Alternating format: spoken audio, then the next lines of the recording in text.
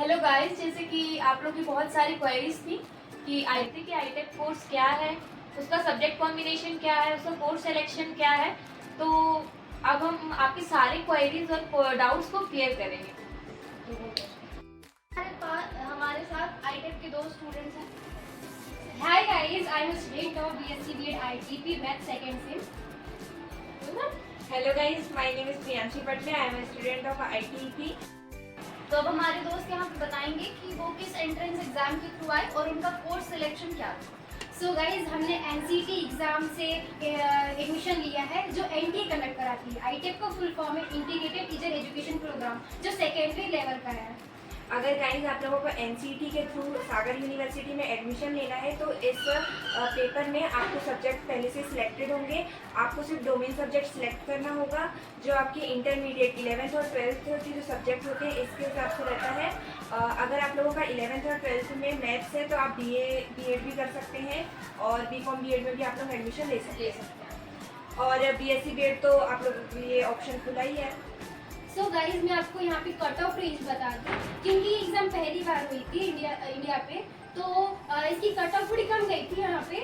और पर इस बार जो कंपटीशन थोड़ा हाई हो जाएगा, तो आप कोशिश करिए कि 300 से 400 के बीच में मार्क्स आ जाए, ठीक है। हाँ, तो गाइस जैसे आफ्टर एडमिशन आपको यहाँ क्या कोर्स कॉम्बिनेशन मिलता है ITEP में, तो और क्या मेजर और माइनर रहता है वो आपको बताएंगे। तो गाइज मेरा मेजर सब्जेक्ट फिजिक्स है और माइनर मेरा केमिस्ट्री सब्जेक्ट है।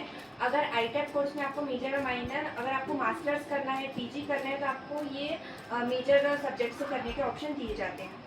और गाइस मेरा मेजर में मैथ्स है और माइनर फिजिक्स है। बाकी आपके बीएड के सब्जेक्ट तो रहती है एज पर आपके जो भी रहते हैं बीएड के। आपने बताया कि ITP का कोर्स लास्ट ईयर ही चालू हुआ, तो कौन से ऐसे कॉलेजेस हैं जो ये कोर्स ऑफर करते हैं?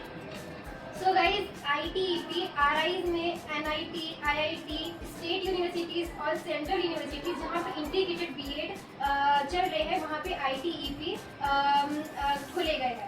BCom B.Ed करना है वो ITEP से BCom B.Ed कर सकता है, क्योंकि आपको एक अपॉर्चुनिटीज मिल रही है ITEP से कि आप BCom B.Ed कर सकते हो। और गाइज इससे पहले CUET के थ्रू जो BSc B.Ed होता था उसमें BCom B.Ed इंक्लूड नहीं था। ये कोर्स सिर्फ ITEP के स्टूडेंट्स को मिल रहा है। प्लस ये सिर्फ कुछ यूनिवर्सिटीज़ में है, सारी यूनिवर्सिटीज़ में नहीं है। जैसे कि हम बात करें RIs की, तो वहाँ पे भी ये कोर्स ऑफर नहीं किया जा रहा है। BCom B.Ed सिर्फ कुछ सेंट्रल यूनिवर्सिटीज़ में ऑफर है, बाकी BSc B.Ed और BA B.Ed हर ही जगह अवेलेबल है। और गाइज BSc B.Ed और BCom B.Ed इन सब में सेकेंडरी लेवल, फाउंडेशन लेवल और प्रिपरेटरी और मिडिल लेवल ये सब इंक्लूड है। तो ये आप लोग अपने पेपर सिलेक्शन में देख सकते हैं। बताएंगे कि उनका फीस स्ट्रक्चर क्या है। तो गाइज आप लोगों को इस यूनिवर्सिटी में एडमिशन के लिए लगभग 5000 अप्रॉक्स आपको यहाँ फीस लगेगी, एडमिशन फीस। और ये फीस स्ट्रक्चर आप लोगों का सेमेस्टर वाइज रहता है। और प्लस पॉइंट ये है कि यहाँ पे फीस बहुत कम है, तो आपको फीस की कोई टेंशन लेने की कोई जरूरत नहीं है। एज कम्पेयर टू बाकी कॉलेजेस यहाँ पे फीस कंपैरेटिवली कम लगती है। और गाइज ये आप लोगों को पता होना चाहिए कि B.Ed कोर्स बहुत ज़्यादा कॉस्टली होता है, पर आप लोगों को इस यूनिवर्सिटी में ये लगभग नॉर्मल प्राइस पे, अफोर्डेबल प्राइस पे मिल जाता है। हाँ, जैसा हम लोग जानते हैं कि ये लोग सेकेंड सेमेस्टर में है, तो आइए हम इससे फर्स्ट सेमेस्टर का एक्सपीरियंस पूछते हैं कि जब ये कॉलेज में आए थे तो इनका एक्सपीरियंस कैसा रहा था। तो बता। सो गाइज ये एग्ज़ाम पहली बार हुई थी, तो थोड़ा हमारी काउंसलिंग लेट हुई थी और एडमिशन लेट हुई, तो थोड़ी हमें दिक्कतें गई थी स्टार्टिंग में, बट उसके बाद सब कुछ रेगुलर रहा, सब कुछ हमारे एग्जाम्स वगैरह अच्छे से कंडक्ट हुई, सब कुछ सेफली हो गया। और एक और बहुत इंपॉर्टेंट क्वेश्चन होता है गाइस कि इनकी क्लासेस लगती भी है या नहीं लगती है। मान लीजिए आप बहुत दूर से भी आ रहे हो, तो अगर यहाँ क्लासेस नहीं लग रही होंगी क्योंकि ये न्यू कोर्स है, तो आपका आना वेस्ट हो सकता है। तो ये भी आप क्लियर करें कि क्या क्लासेस लगती है। तो गाइज हमारी एजुकेशन प्लस जो हमारे मेजर एंड माइनर सब्जेक्ट है इनकी क्लास कंपलसरी रखी है। हम लोगों को डेली जाना होता है और क्लास हमारी प्रॉपर एग्जैक्ट टाइम में, जो टाइम टेबल हमारा शेड्यूल है उस टाइम पे ही प्रॉपर लगती है। आप लोग आराम से इस यूनिवर्सिटी में एडमिशन ले सकते हैं। आप लोग की पढ़ाई बहुत अच्छे से होती है। हाँ, तो गाइस सबसे ज़्यादा क्वेश्चन आ रहे थे कि लैंग्वेज के तौर पे आ रहे थे, या यहाँ प्रोफेसर हिंदी बोलते भी हैं या सिर्फ इंग्लिश में पढ़ाते हैं, या फिर मतलब लैंग्वेज बैरियर्स तो नहीं है। लाइक बच्चे अगर अदर स्टेट से आएंगे या कहीं से आएंगे तो उनको यार लैंग्वेज प्रॉब्लम तो फेस नहीं करनी होगी। या क्लासेस इंटरेक्टिव हो भी रही है या नहीं हो रही है। प्लस एक ये पॉइंट भी है कि हिंदी मीडियम और इंग्लिश मीडियम क्या दोनों ही मीडियम वाले कंफर्टेबल रहेंगे या नहीं रहेंगे, this is a big question. तो गाइस सबसे पहले तो मैं ये बता दूँ, अगर आप हिंदी मीडियम से या चाहे इंग्लिश मीडियम से या अगर आप कोई और दूसरे मीडियम से, अगर आप दूसरे स्टेट से हैं, तो आप लोगों को कोई भी यहाँ प्रॉब्लम नहीं होगी, क्योंकि टीचर्स आपके लिए हिंदी एंड इंग्लिश दोनों अवेलेबल रहेंगे। मैं हिंदी मीडियम स्टूडेंट हूँ और ये इंग्लिश मीडियम स्टूडेंट है। हम लोगों के साथ जो टीचर है वो पूरा इंटरेक्शन हो रहा है, साथों साथ उन लोगों को मतलब जो दोनों टीचर्स और स्टूडेंट्स दोनों एक दूसरे के साथ बहुत अच्छे से इंटरेक्ट हो रहे हैं। और टीचर्स यहाँ पे दोनों लैंग्वेजेस में पढ़ाते हैं, हिंदी प्लस इंग्लिश दोनों लैंग्वेजेस में आप बिल्कुल कंफर्टेबल हो। और आप लोगों को समझ भी बहुत अच्छे से आएगा, क्योंकि जो क्लासेस लग रही है वो हमारी हिंदी इंग्लिश मिक्स लैंग्वेज में लग रही है।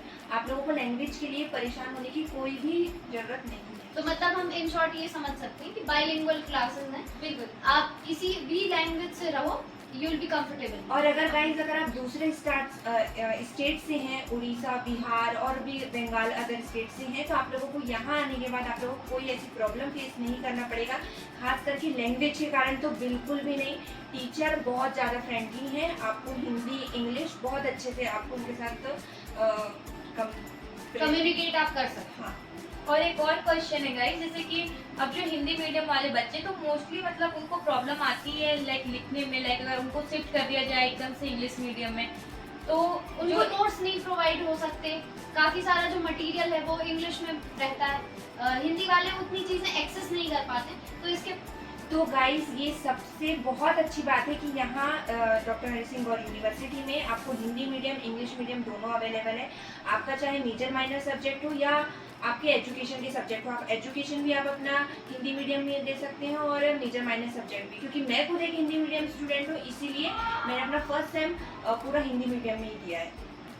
हाँ, तो आप मतलब इसे ये समझ सकते हैं कि जैसे सेमेस्टर एग्जाम जो होते हैं आप उसमें कोई ऐसे कंपलसरी नहीं रहता कि आप इंग्लिश में ही लिखो, हिंदी में ही लिखो, आप जिसमें कंफर्टेबल हो आप उसमें पेपर दे सकते हो, चाहे वो हिंदी हो चाहे वो इंग्लिश हो। और गाइस आप लोग हिंदी मीडियम में लिख के अपना पेपर सॉल्व करके बहुत अच्छा स्कोर कर सकते हैं। हाँ, ये भी एक बहुत बड़ा पॉइंट रहता है। आपके नंबर बिल्कुल भी कट नहीं होंगे, आपको जितने इंग्लिश मीडियम वाले बच्चों को मिलेंगे, स्टूडेंट्स को मिलेंगे, आपको उतने ही नंबर, आपने जितना लिखा है उतने ही नंबर आपको दिए जाएंगे। हाँ, पर्टिकुलर कंटेंट वाइज यहाँ नंबर मिलते हैं, लैंग्वेज के पार्ट पे कोई भेदभाव नहीं, डिस्क्रिमिनेशन नहीं होता है। हाँ नहीं। हाँ, तो गाइस जैसा कि हम देख सकते हैं कि एक बॉटल 2 बॉटल पानी खत्म हो चुका है जो कि पूरे इसमें ये पॉडकास्ट में। और अब हम थोड़ा पर्सनल होते हैं और जानते हैं इनके कोर्स के थोड़े ज़्यादा डिटेल्स हम जानते हैं।